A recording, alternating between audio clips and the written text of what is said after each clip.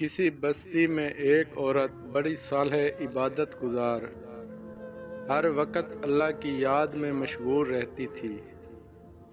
اللہ کی قدرت کہ اس کا نیک خدا ترس شوہر وفات پا گیا۔ اس کا ایک ہی لڑکا تھا۔ اس نیک دل عورت نے اس لڑکے کی بڑی اچھی طرح پرورش کی، بہت اچھے سے پالا، تعلیم بھی اچھی دلائی۔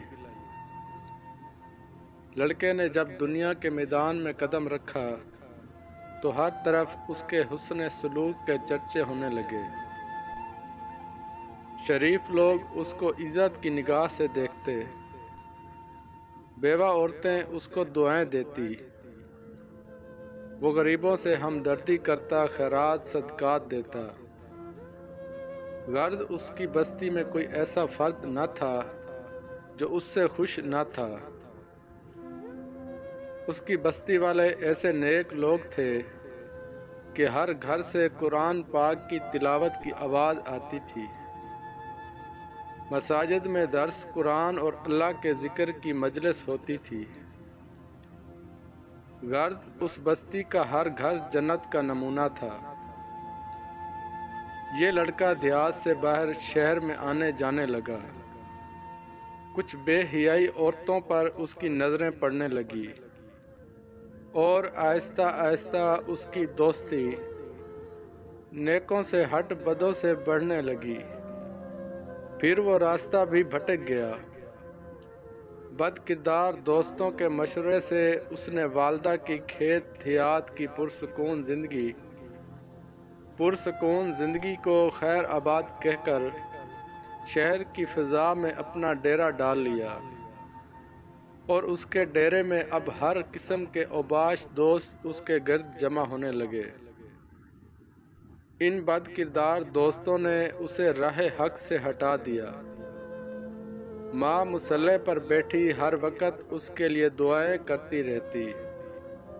کبھی کبھی ماں سے ملنے شہر سے گاؤں چلا آتا۔ آہستہ آہستہ وہ وقت آیا کہ مہینے میں ایک چکر لگاتا۔ اسی اثناء میں اس کی بد کردار دوستوں کے ذریعے اس کی دوستی ایک بد کردار عورت سے ہو گئی، اور وہ اس کا اس قدر دیوانہ ہوا کہ اپنے باپ کے جائیداد فروخت کر کے اس پر لٹاتا رہا۔ آخر وہ وقت آیا کہ وہ عورت جس نے اپنے نیک دل شوہر کی زندگی میں کبھی کوئی دکھ نہیں دیکھا تھا، اب دوسروں کے گھر مزدوری کرنے لگی۔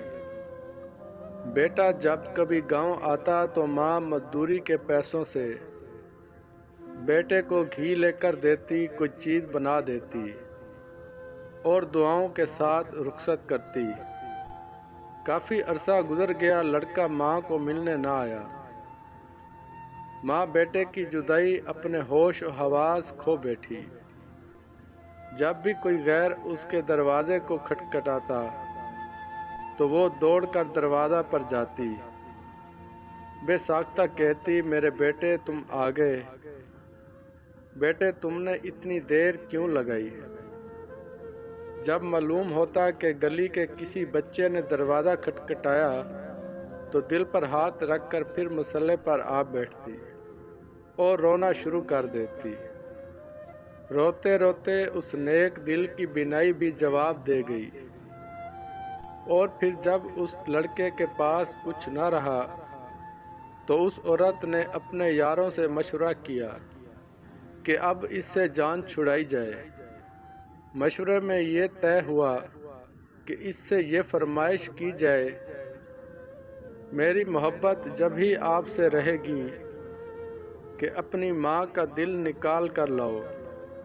اس طرح وہ فرمائش پوری نہیں کرے گا اور خود ہی جان چھوٹ جائے گی۔ اس بد کردار عورت نے یہی فرمائش کی۔ وہ انسان جو ایک وقت میں فرشتہ تھا، آج خواہش نفس کی خاطر شیطان سے بھی بدتر ہو گیا اور اس فرمائش کو بھی پورا کرنے تک تیار ہو گیا۔ خنجر لیا، گاؤں کی طرف چل دیا۔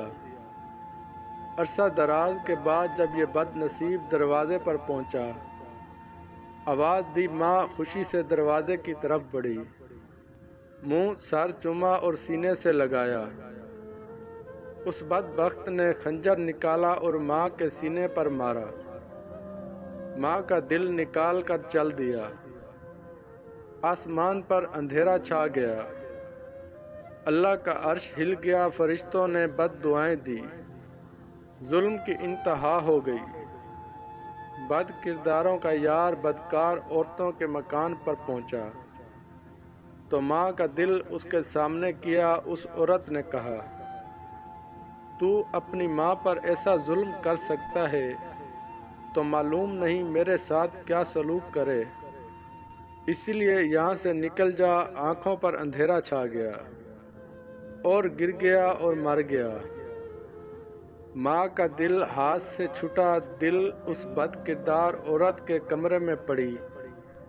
چھری پر پڑا، ماں کا دل پھٹا۔ درد سے دل سے نکلی یہ صدا، بیٹا کہیں چوٹ تو نہیں لگی؟